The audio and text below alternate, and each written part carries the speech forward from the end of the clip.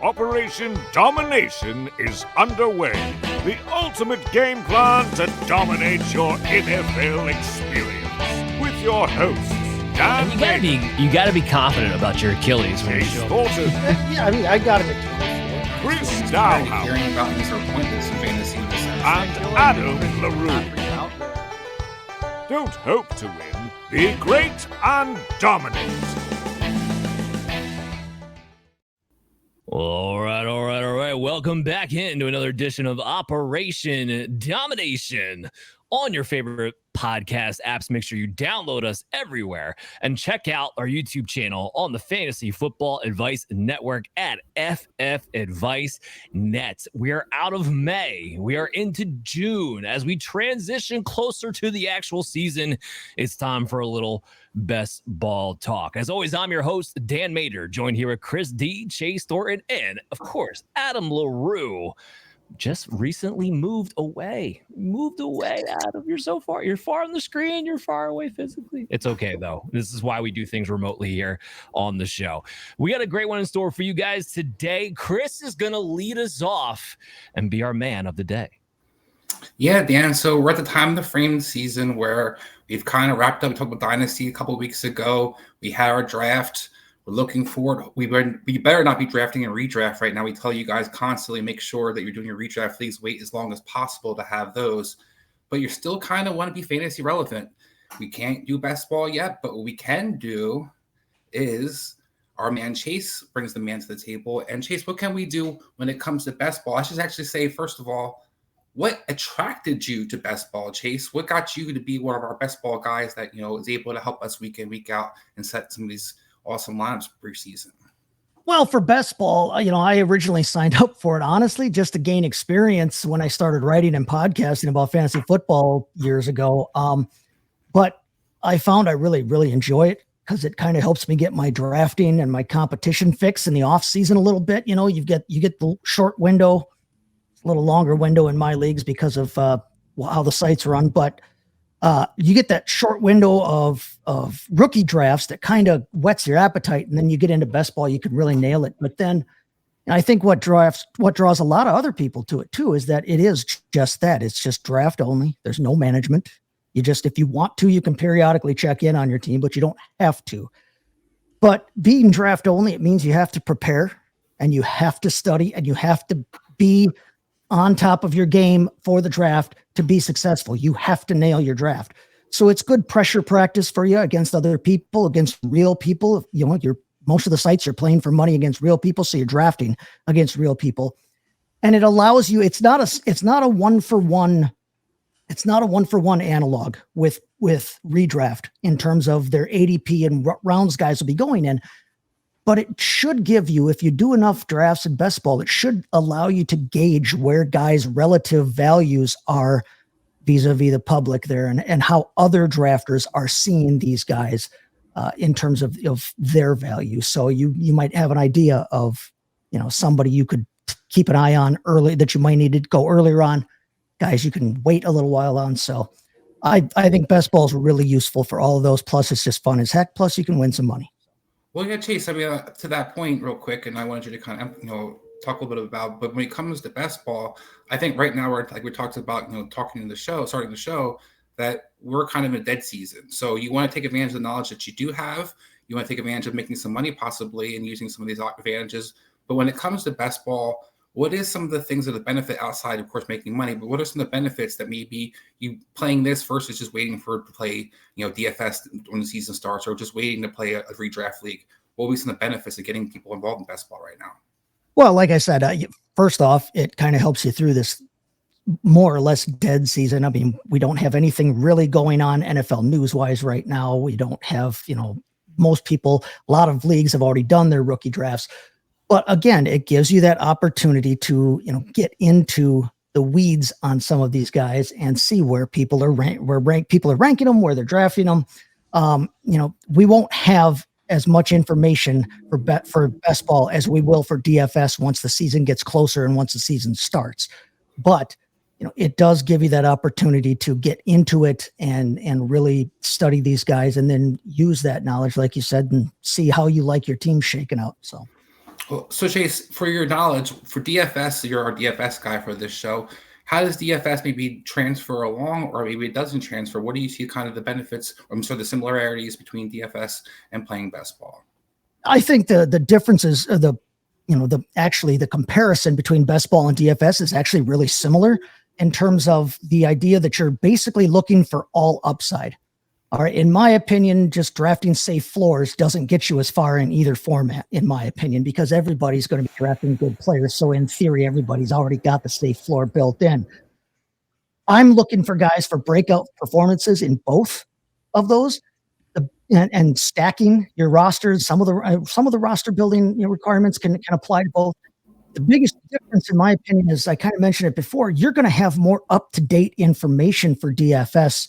You're going to know what the roster situations are. You're going to know what the injuries are. You're going to know who the disappointments are. By the time you get to week 4 of the season, you've got a pretty good idea of who a guy is and what his place on the roster is.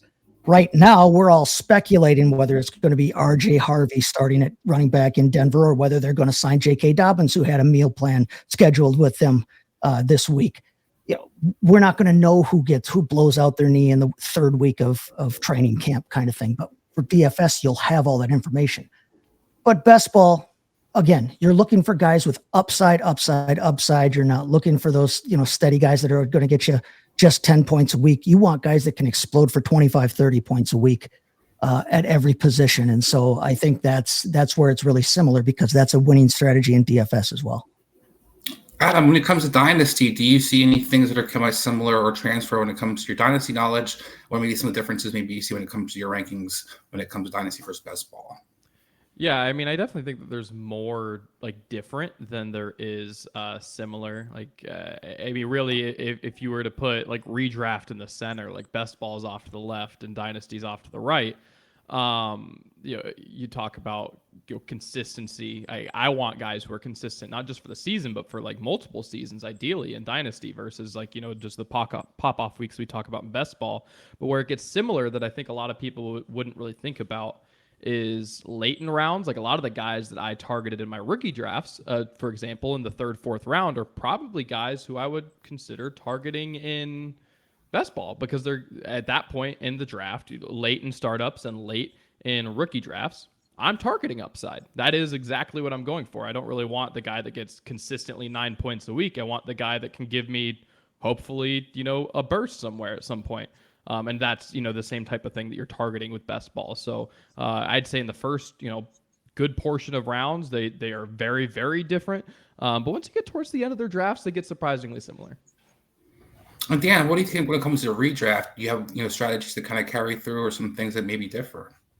Well, yeah, and that's always been the key, right? Because people usually, when they start redraft, they migrate to Dynasty, they maybe wind up in best ball, they do a little DFS on the side. And the biggest difference is that you're looking for spike versus consistency, right? Redraft leagues, you have to know who to play and be able to play them with confidence in your starting lineup. There's none of that in best ball. There is no waivers. There is no trades. There is no deciding who's going to play better this week. Just get a bunch of guys who spike. That's why guys like Jameson Williams are so tantalizing, especially when you're talking about best ball leagues.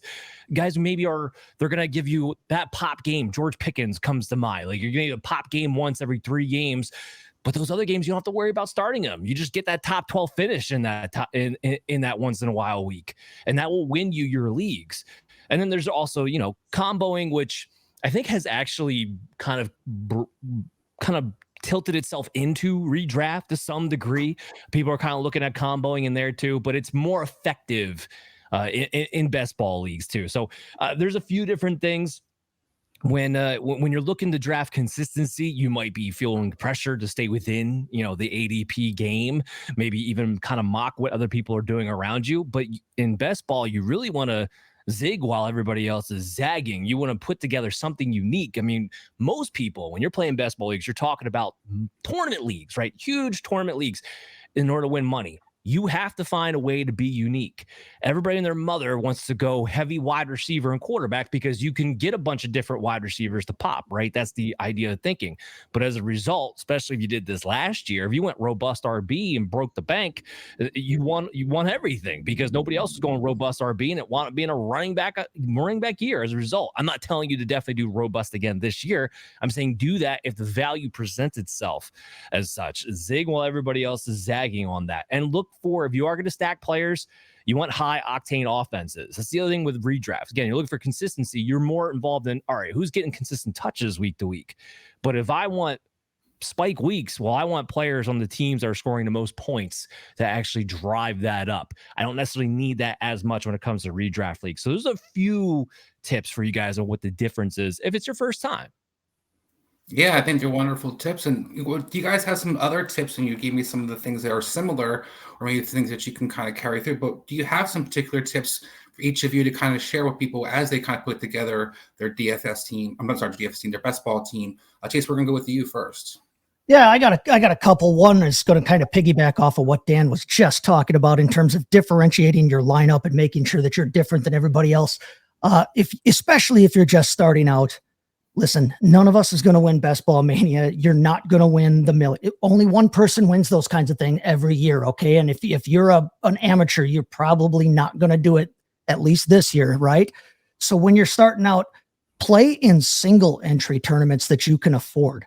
But if you play in single entry tournaments, you've got the same shot as everybody else. If you play in these leagues and you don't want to spend a lot of money and you put 2 entries into the Best Ball Mania and somebody else is maxing out their entry levels, they've by default got a better shot at winning it than you do. And if they're putting that many lineups in, they're using all kinds of algorithms and computers and automatic rankers and things like that you can't compete with as a beginner. So play in single entry tournaments at first.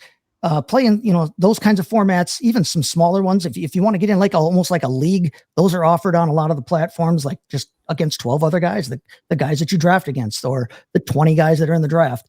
So that's one tip. The other tip I have real quick is that, we talked about stacking.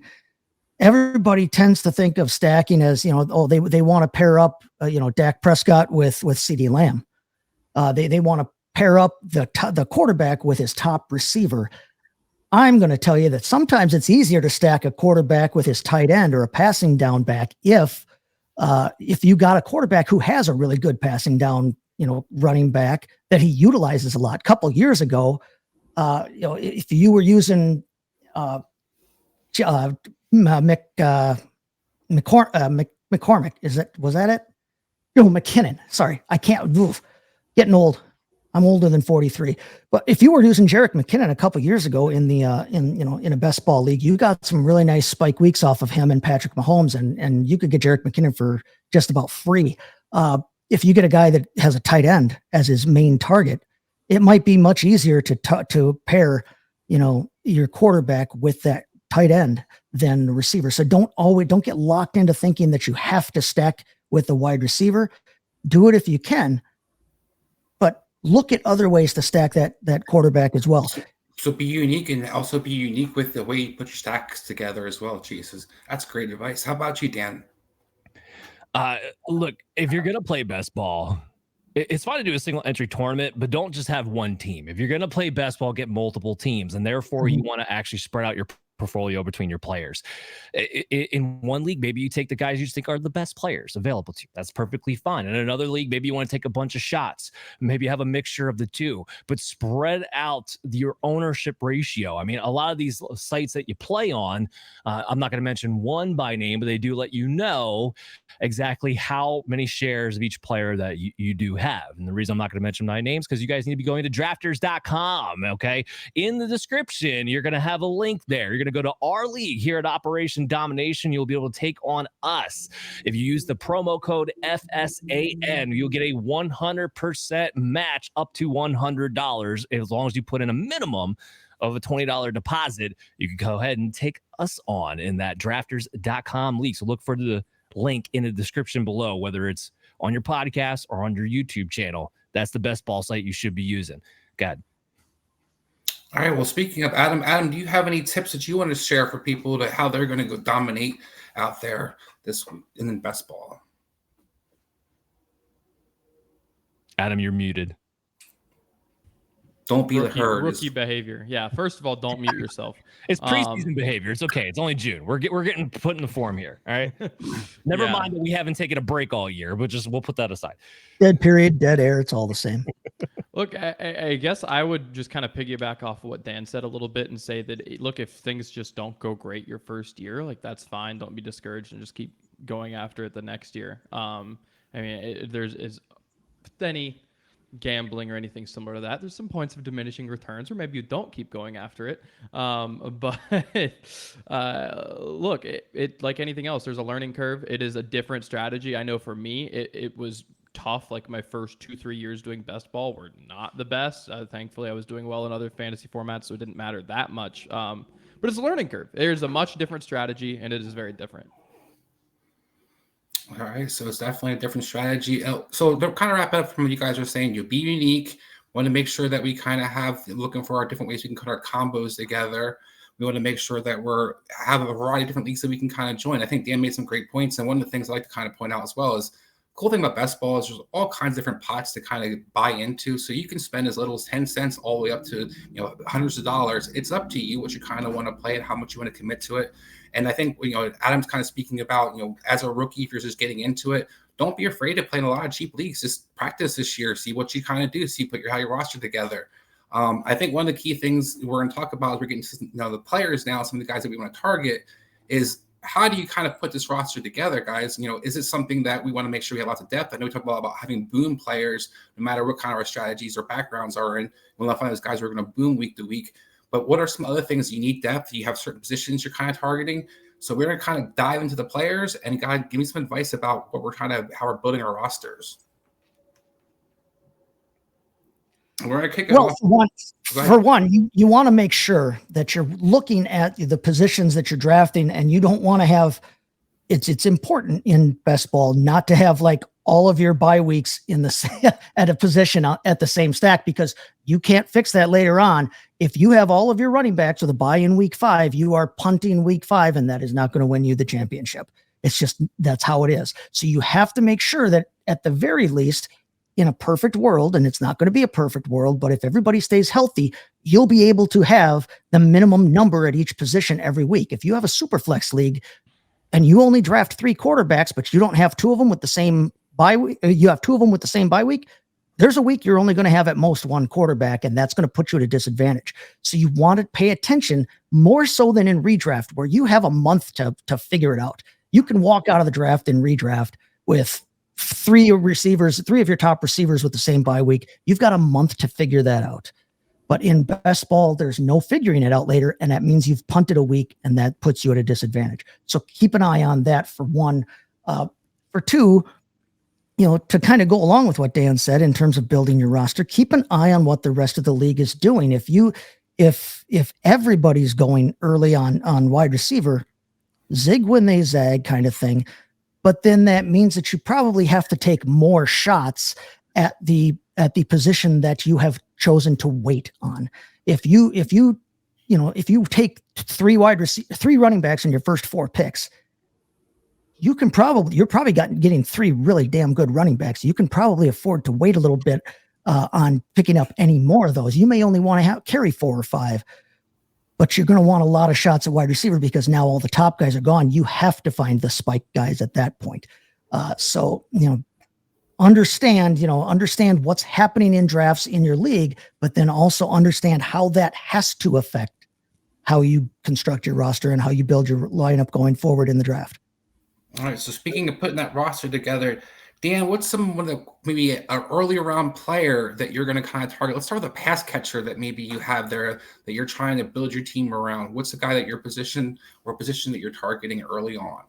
Yeah, so kind of what Chase said, like you're paying attention to positions, but you're paying attention in a way that you can get an edge at a unique spot, right? And one of those single entry spots that you're probably playing in is at tight end. Right now, Brock Bowers, number one tight end on the board, should be no surprise whether it's redraft or best ball, it doesn't really matter. And right now, he's a top 15 pick according to ADP for best ball spots. This is where you can get the advantage. Here's the issue. That when you take a tight end this high, you have to make sure you bank on it, right? Because otherwise the guy who waits on tight end, takes 3 of them in the back end, he might be able to replicate what you do if your guy winds up finishing as, let's say, a tight end 6 or less. So it's not going to do any good. Do we want to take a sure shot? Well, Brock Bowers is a pretty sure shot, guys. He had the second most top 6 finishes last year, only behind George Kittle, had the most top 12 finishes with 11 last year. And that was with the carousel of Gardner Minshew and Aiden O'Connell. Like, I've had my issues with Geno Smith over the years, don't get me wrong, but he's a hell of a lot better than Aiden O'Connell and Gardner Minshew 100%. Brock Bowers is going to be a feature part of this passing attack offense with Chip Kelly, who specializes in, hey, let's keep the ball in the middle and over 12 yards. Let's keep it there. That's Brock Bowers territory. Everything's looking up for a guy that we all expect to be the next Travis Kelce, the next Rob Gronkowski. Like, that's actually on the table. For once, it's not a hyperbole when we're talking about a player. That's what Brock Bowers is. And he's going to give you that edge that you need at a single entry position week in and week out, and allow you to maybe wait to take maybe one more tight end.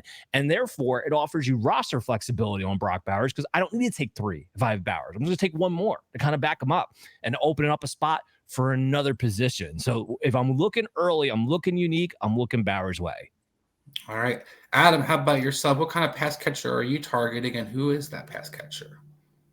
In the second round, I really like Drake London this season. And he's someone who I think can be a featured threat in the red zone specifically, which kind of leads into, I think he's going to be consistent. I think he's going to get volume. But Penix has been known to target some big receivers in the red zone. So he's certainly someone who, despite some consistency, also has the opportunity for some pretty massive games, which are, again, always huge in best ball and huge in tournaments. So I think he gives you a little bit of both worlds, and that the floor is pretty solid, but you've got some high upside weeks kind of baked in. In the second round, I'd be really happy to lead with him, especially like over some of the guys maybe directly in front of him. All right, so Dan's going Bowers. Adam's got London. Chase, who are you looking for in those early rounds as a pass catcher? I'm going to stick with tight end position here that Dan talked about. And I'm going to go with the guy that's going right after Brock Bowers at the position, Trey McBride. Right now, Trey McBride's coming off the board on average. It's player number 23, which is tight end 2, right behind Bowers. Listen, he had basically the same number of looks per game as Bowers last season. Bowers had 6 more targets than he did last season, but Bowers played all 17 games. McBride only played 16 games. We all know what he did last season in terms of, points. He had almost virtually the same amount of points per game as Bowers. Bowers scored 12.2 half PPR a game, and McBride scored 12.1. After them, there is a drop-off. There is a drop-off between Kittle, McBride, and Bowers and the next tier of tight ends. So you can get yourself a good, nice advantage over the rest of the position by taking McBride early. And listen, he did it all last year with no touchdowns, barely. He didn't score his 2 receiving touchdowns until the last 2 weeks of the season, when it was basically everybody was done. His touchdown regression, if there's any I believe it's going to be positive regression there. I think he is still the top target on this team. Kyler Murray's a scrambler. Kyler Murray likes the tight end position. And when you're got a quarterback that scrambles and likes his tight end, that's a good recipe, I think, for getting a lot of targets. Maintaining that high target level and those high reception levels.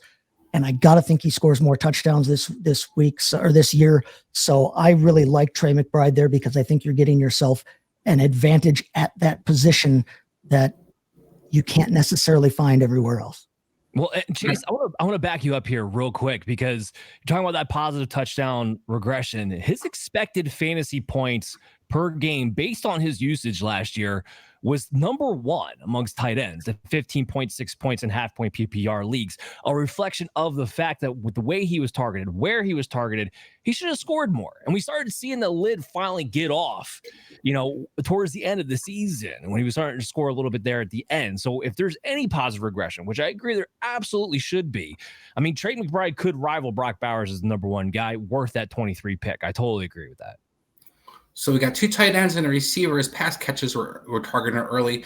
How about in the backfield? Is there a quarterback or running back that you're kind of prioritizing? Which position, I should say, are you prioritizing first? And then one of those positions, what guy do you kind of look for at that quarterback or running back position? We're going to go back to you, Adam. All right, let me pull up the ADP here. In the backfield, I mean, for my money, like, let's not overcomplicate things. I'm going to go back to the Derrick Henry well. I think the value is still really, really good there. I mean, he's ADP-wise falling outside of the first round. And candidly, he's someone who I just don't think the age is going to matter quite as much for him and his play style as it does for other players. I mean, let's just look at reality. This isn't a quick burst athlete in the same way that others are. I mean, we see in Brian Scott would be a way better person to have this conversation, but we see in pretty much all endurance sports, the peak athleticism is closer to the early 30s than it is the mid 20s. And he is the rare specimen that is functionally an endurance athlete, because you're looking for him to beat you in carries 10 to 20, not 1 to 10. And you're looking for him to beat you in the second half of the season, especially. So for Derrick Henry, age isn't a concern to me. I think he's going to keep being the battering ram that he has been. I think you're going to get those 2-3 touchdown games that are, again, massive in best ball. So I think he is well worth the cost, despite, maybe the concerns you have due to the age. I like it. Dan, how about you? Well, I mean, first of all, I'll say this. It depends on your league, right? Are you in a super flex league? If you're super flex league, then you need to be targeting quarterback pretty early, right? If you're not, then we could talk about quarterback versus running back. And then, of course, I favor the running back position if we're talking about single quarterbacks. But let's just say we're talking about super flex, because that has started to take its wave there in best ball. Hold on. I just lost my train. I just had it in front of me. Give me 1 second. So in my top 3, I got the guys you would think of, right? Josh Allen, Lamar Jackson, Jalen Hurts, right? Tush push didn't go anywhere. Jalen Hurts is still there.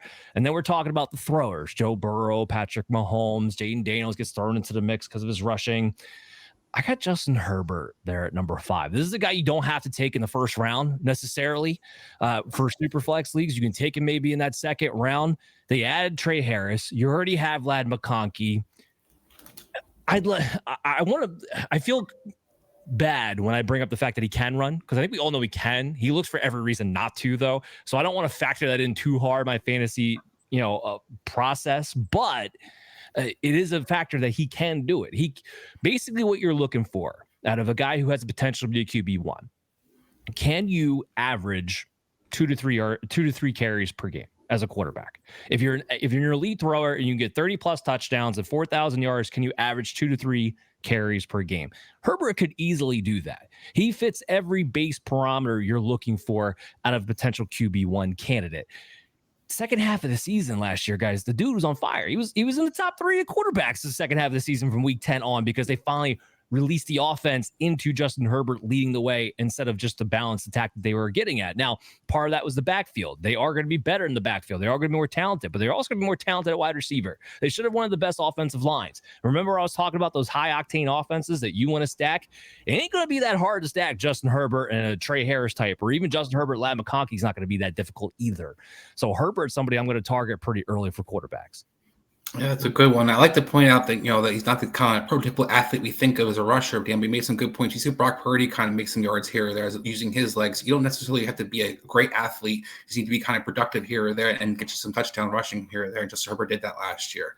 How about you, Chase? Well, sticking with the quarterback round, I like to go running back in the first, but I like to get my tight end and my quarterback out of the way early, because like I said, if you can get one of those top guys, there's a definite tier drop off to tier 2, and you have given yourself an advantage at 2 different positions, as opposed to an advantage of one player over everybody else's one player.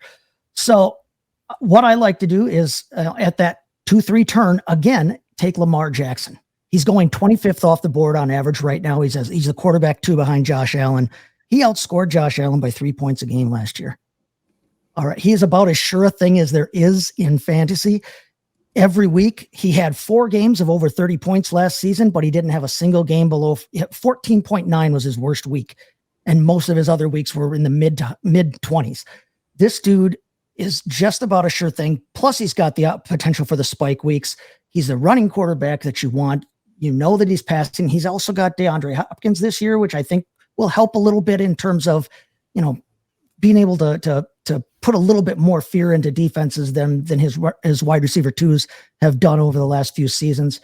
And I think he's an easy stack. I think if you can go McBride, Lamar at that 2-3 turn back to back, you have given yourself off the bat about a 5 or 6 point advantage between those two positions. Now you need to really concentrate and focus on your wide receivers going forward. But you take Lamar and McBride, now you've got easy stacks to set up later. It's an easy stack to set up Lamar and Zay Flowers, Lamar and either of the tight ends likely included, and I like likely. It's an easy stack to pair McBride with Kyler Murray, who, by the way, is a running quarterback. And if there's positive touchdown regression, and if Marvin Harrison is the receiver we all thought he was supposed to be, that bodes well for Kyler Murray. That would be a tremendous turn, in my opinion, in the early rounds at 2-3 to be able to get Lamar and McBride right there. We'll talk about tremendous turns. Looking for some value at that turns. We start getting the middle rounds. Dan, who are you looking for as a pass catcher and maybe those middle rounds that you want to target for your best ball teams? Oh, as a pass catcher, because I had my guy all lined up. I know we were talking quarterbacks, but I had another quarterback. Well, give me another quarterback then. Go ahead. So in the mid rounds, Brock Purdy. Okay. And this isn't a homer thing before you all jump down my throat. All right. But Brock Purdy is a guy who finishes QB 12 last year. Now let's remember last year, 49ers had the hardest schedule in the NFL. He had no Christian McCaffrey except for like 3 games. He had no Brandon Aiyuk for all but, he hit 7 games of him, and it wasn't even Brandon Aiyuk because he held out and wasn't even the same guy. He had a fat Deebo Samuel. Pretty much all this guy had was George Kittle, a shot up Ricky Pearsall, and that's it. And he still went out there and put up QB 12 numbers on a per week basis.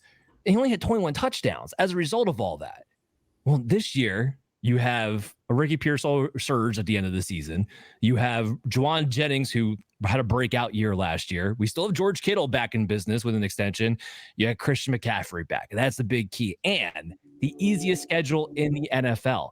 There's no reason in my mind that Brock Purdy, who has been a top 10 quarterback since he's become a starter, to finish inside the top 10 again. And right now, the guy's going as the 99th player overall. That's about the 8th round of your 12-man leagues. That's what you want to do. He has the potential to be a top 6 quarterback. We've already seen that before with how efficient he can be when his pieces are in place. And right now, his pieces are looking like they're going to be in place, especially with the schedule they have to take advantage. So Dan's overcoming the Brooks loss from 49ers for Brock Purdy. He's confident they can overcome that Brooks loss. Adam, who are you looking for? There's a pass catcher in their position that you're looking for in those middle rounds for some value that add to your best ball team. Depends on what we're calling the middle rounds. But at wide receiver 35, Roma Dunze, who is I think round 6-ish. Is someone who I very much so like. I think he's a prototypical player for the format. Just the 3 touchdowns last season, but had the 100 targets, and is someone who in his past has been a major red zone threat. I think we're going to see this offense be a lot more interesting, and a look to get him involved in a lot more ways. And I think, the pathway for him to get the targets that I think could up his upside even a little bit more this season is definitely there. So I think there's an offense that's moving in the right direction for him to be more involved. I think he can be explosive. I think he can get down the field. He's someone who has shown us he's capable of getting down the field, and we just haven't necessarily seen it in Chicago. For that reason, his value is pretty low, and I think he's someone that can very much so be someone who gets you multi-touchdown weeks and it gets you big weeks, but also kind of helps you in some of the weeks where maybe your star receivers are out. I like it. How about you, Chase? Well, I'm going to go with Dan's guy's pass catcher in Brandon Aiyuk. I really like the idea that, with Brandon Aiyuk, he's going 97th overall right now, which is wide receiver 47. It's right around the 8-9 turn, like Dan mentioned there. But as wide receiver 47, that means you're drafting him as your wide receiver 4. But we know that when healthy, Brandon Aiyuk is the top receiver on this team. He's been the top wideout on this team when healthy for the past 3-4 seasons. And he's plays at wide receiver 2 level when he's healthy and when he plays there. It's a play for later in the season because you don't, early in the season with the injury and that, he may be working his way back, but you could get yourself a shot in the arm there drafting a wide receiver 4. You could get yourself a wide receiver 2 with spike week potential there at a nice cost there at the 8-9 turn. So Brandon Aiyuk is somebody that, I think other people might be discounting him because of how last season went. I'm willing to take a chance because, like I said, I got to differentiate. I'm willing to take a chance on that and take a shot. I think that's Chase, too high. Go down. I think that's too high. 8-9 round for a player that might not play out the whole month of September, or a player that we saw last season when he was healthy but didn't practice was terrible. I actually think there's a chance here that Brandon Aiyuk, when he comes back, is the 3rd target, maybe even the 4th.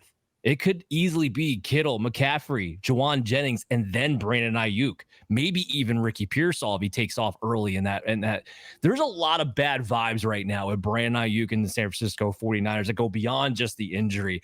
That's a player that I'm shocked that he's valued at the 8-9 turn. This is somebody who should, in my opinion, be more in the teens, more in the 12-13. You talk to me 12-13 round. Now we're having a conversation about Brandon Aiyuk because of what he can do when he's on the field and when he's healthy. 8-9, I'm still looking for a guy who's going to finish in the top 12 at least, 4 to 6 times throughout the season at the wide receiver position, because that's ultimately what it comes down to, right? When you're drafting wide receivers in best ball, you need these guys to be able to finish in the top 6, top 12 on a pretty consistent basis. Jamar Chase last year, who lapped the field, only had 7 top 6 finishes, but he had almost all of his games were in the top 12. You need somebody who's going to be able to do that. I don't know how Aiyuk's going to have the ability to do that. Maybe I'm wrong. He does have the ability to do so. I'm not going to say he doesn't have talent, but that's a lot of risk right now. It's a lot of risk, but like I said, if the risk pays off, you're getting a wide receiver 2 at wide receiver 4 price. It means you have to, again, nail the rest of your draft. But by the 8th round, in my way of thinking, by the 8th round, you should have your quarterback, you should have your tight end, you should have at least 1 running back. That's 3 guys out of 7 rounds that you've drafted already. The other 4 guys should all be receivers probably anyway, unless you got a great value on another running back. So I think that you can take the shot there because of the fact that he's going as a low-end wide receiver 4. You're picking up a guy that can, and we've talked about upside, hit wide receiver 2 levels or more. I will take that shot. I'm willing to take those kinds of risks. Whereas, okay, we get to redraft, I'm dead on with you, because in redraft, I don't want to hamstring myself. I don't want to have to, What's funny, Chase, I would go the opposite way. If we get a redraft, I got an IR spot. I'm okay with it. I realize that. But if I have to take him in round 8 just to stash him on my IR, that I don't like. I don't like that. In best ball, I'm willing to take the shot that, okay, I'm without him for a couple of games probably, but I'm willing to take the shot that when he comes back, he's scoring for me more often than a lot of the other receivers that I'm going to be getting at that point in the draft. All right. I think one of the cool things about best ball is that with a person like Brandon Aiyuk, for example, you can get that value at the end of the season when it might matter. I'm sure guys dropping like flies for other teams. You get a receiver that could be that receiver 1, so there could be value there. Talking about later round guys to take the flyers on or sleepers, maybe, who are some guys that we're looking for those late rounds?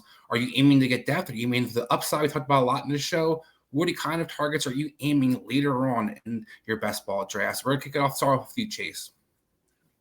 Okay, well, by the time you're in the late rounds, yeah, you're taking complete lottery tickets, but you want to make sure that those lottery tickets have a path to relevancy, and a path to not just relevancy, but in nice, good, high-octane offenses that are going to cook, okay?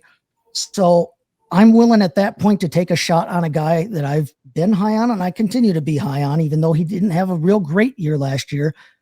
Will Shipley, the backup right now for the Philadelphia Eagles to Saquon Barkley. We know this is a run-heavy offense, and we know that, that whoever is the second back in that offense can still have some value. Kenneth Gainwell's gone.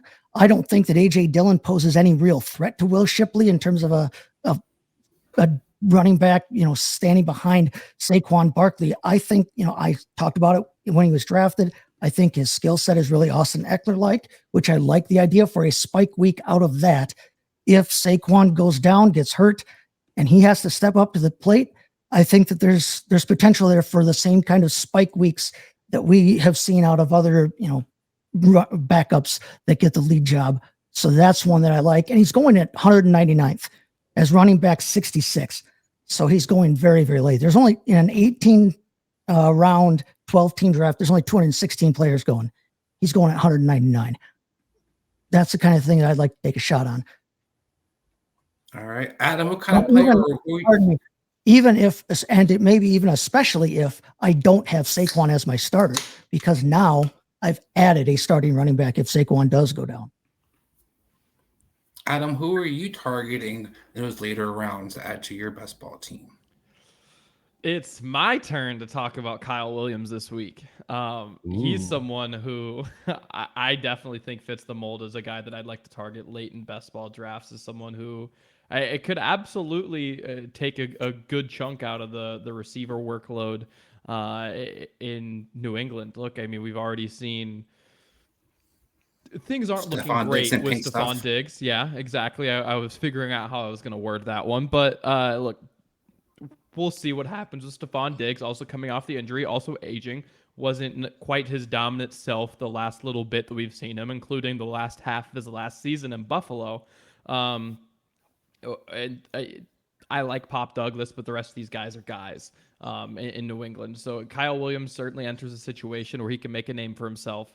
And late in this draft, I mean, I'm really optimistic about Drake May, and I'm optimistic about Kyle Williams. So having them together, I think, is a really, really good combination. I mean, we've all talked about it at various points this offseason about loving this kid and loving the opportunity for him. And I think this is another situation, kind of exactly what I was talking about, where your rookie drafts and your best balls kind of merged once you get towards the end. This is that example where he is the perfect third round pick in your dynasty drafts, rookie drafts, and he is the perfect cap to your wide receiver core at the end of a best ball.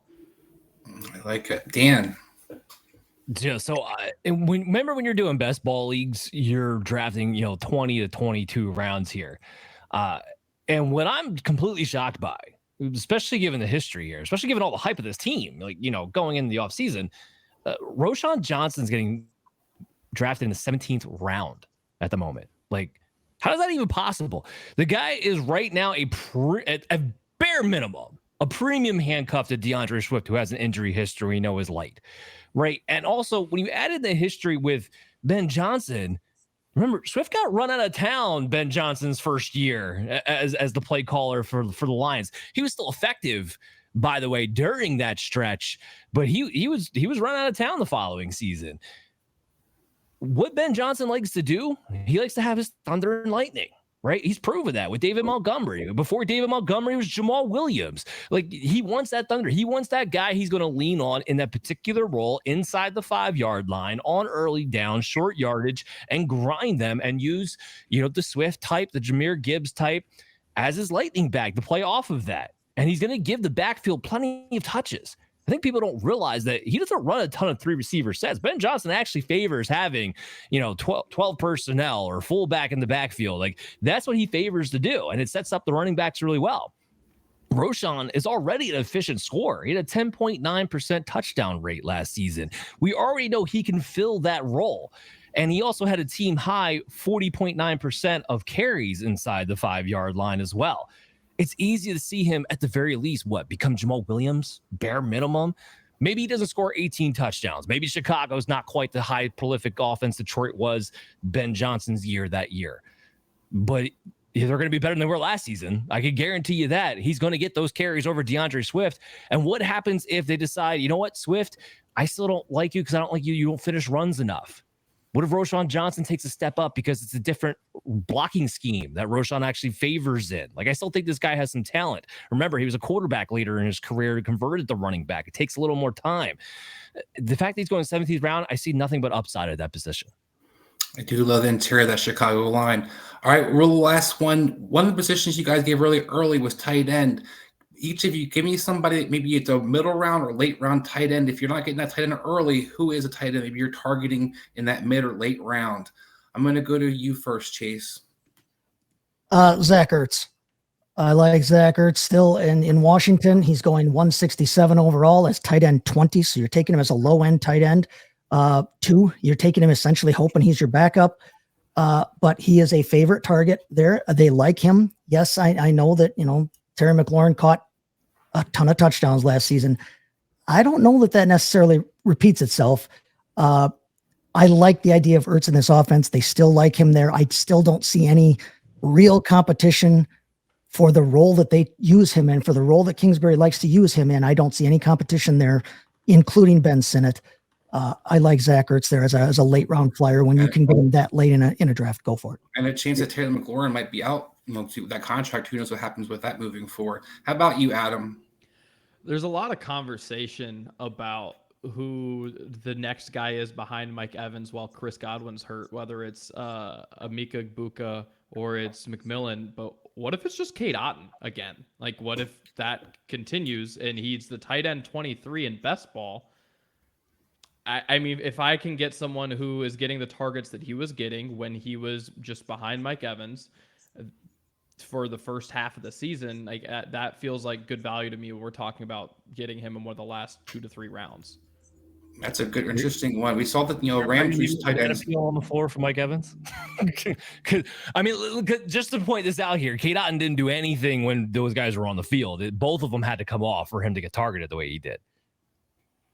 I mean, it certainly escalated quite a bit when it was both of them gone, but he was serviceable when you had just one of them, and then he was next. Especially pre-Jalen McMillan starting to have his stretch towards the end.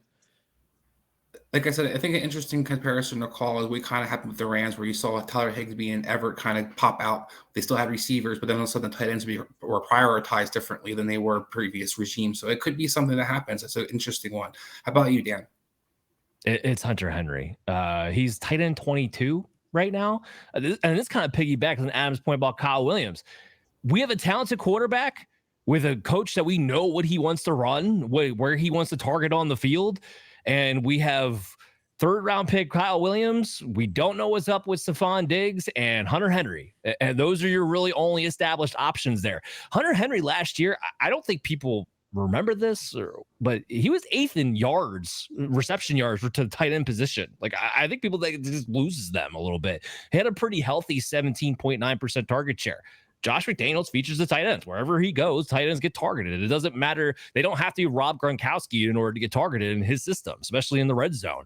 So I'm going to take the talent on quarterback. I'm going to take the scheme. And the fact the guy's got one at tight end 22, yeah, give me that all day long as my late sleeper. It sounds like all of you might be interested in Drake May possibly on the best ball team as well. So back to you, Dan. Yeah, 100%. Back to me on what? That's the last of the questions. Oh, so back to me on that. Okay. Yeah, so it was a great show. Well, Chris, I wanted to get to you because, I mean, do you have a sleeper for us? Like, we haven't heard your takes all night, buddy. I think I wanted to kind of highlight everybody's best ball. I'm a little new to best ball. I've only done about my 2nd year going into it. Like Adam, there's some lessons to be learned, but one of the things I do prioritize is having some depth, whether it's a position that you're going heavy on early or late, kind of looking at it accordingly. So if I have it, say that tight end you take early, like you just said, maybe I can wait for later rounds to take the 2nd tight end. But if I don't get one of those top guys, then I'm going to probably load up a little bit there in the middle rounds, making sure I get some good options, especially with boom opportunities. Players that I like real quick, Michael Penix, we talked about Drake May. Quarterbacks are guys I think have really good value. The guys that have some high upside playing in divisions where there could be some high scoring games as well. So I think there could be 2 guys that I look at as quarterback position. And a running back situation, I encourage people, don't forget about Chase Brown. I mean, Cincinnati's going to be a really good offense. Brown was a guy who was highly productive. He's going to have those boom games if the receivers aren't catching all the touchdowns. It's going to probably be him involved. So I like him as an opportunity. As a guy has good value. And then there's later rounds as maybe a tight end or a running back. I look at some of the rookies we talked about. I look at later on Arroyo for Seattle. I know people are talking about Noah Fant. I don't know if he's necessarily going to make that team. This is a guy that you could probably take in the last round of your draft in best ball, but a guy who they've talked up this entire offseason. The coaching staff loves him. They're actually talking about utilizing him as a receiver. That how confident they think he actually played an outside X receiver for this offense.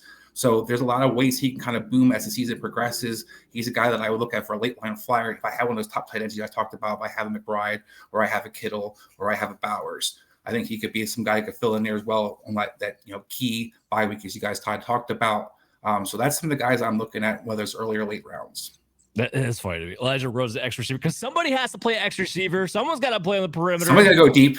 Five faster than most receivers. Slot receivers everywhere. I'm still really curious to see how that whole Jackson Smith-Njigba with Cooper Kupp thing is going to work out, man. That's a lot of redundancy and a lot of resources paid. Like the fact that you paid Cooper Kupp $50 million. I don't know. It's something we're going to talk about a lot, I'm sure. I just think one of the interesting things to keep note of is with Clint Kubiak, you saw Chris Olave and you saw them have Sheed early, but you saw those running backs, the fullback to tight end positions were able to eat for the entire season, no matter who kind it was, whether it was Foster Moreau, whether it was Jawan Johnson, Taysom Hill, they were able to kind of feature that position. So just kind of keep that in mind. Yeah, no, it's fair. And it's going to be, did you guys see the comment? Just real quick on this before we wrap up. Did you guys see the comment, Mike McDaniel, because everybody's coming after Sam Darnold because of a bad throw? Rowe's not going to start yet. Well, it goes without saying. I shouldn't have to say this or whatever, but yeah, he's their starter. Yeah, like everybody's just like, you know what, Sam Darnold, we will never let you live down the last 3 games of the season last year. Never. Jalen Milroe season, yeah. That you got to love that about OTAs. Actually, you know what? That brings up a good point. This time of year, guys, you can have beat writers that cover the same team that will give you completely opposite takes, like completely opposite. 49ers are a great example of that. Matt Barrows was talking about how Brock Purdy's been on his game, looks great, super accurate, super vocal leader. And then you have guys like Grant Connor saying he's super inaccurate. Mac Jones is clearly the better quarterback, clearly a better arm. He's throwing inaccurate balls all over the place. My point is this: unless you get everyone unanimously saying the same exact thing, take everything anybody says with a grain of salt. That is a key point when we're talking best ball, because that is what's being drafted right now. And you're looking for that edge. I get it. Make sure you're verifying. All right, is everyone saying the same thing? If they're not, just throw it away. Just throw it away and go back to your process. 100%. Chris, the wrap is up. What do we got coming up next week? Yeah, we're going to start talking about some of the other things we can do during this kind of dead time, quote unquote, and that's making some prop bets moving forward for season long and player props. We're going to look at going into some of the things that can make you some money moving forward, and some of those bets, whether it's MVPs, so all the way looking at some of the division winners. Excellent. Make sure you guys check us out on Operation Domination Football on your favorite podcast app. Check us on the YouTube channel at Fantasy Football Advice Network at FF Advice. And make sure you go to drafters.com. Use the promo code FSAN for a new way to play best ball leagues. Look for the link in the description below so you can join our league here at Operation Domination. We'll see you next time.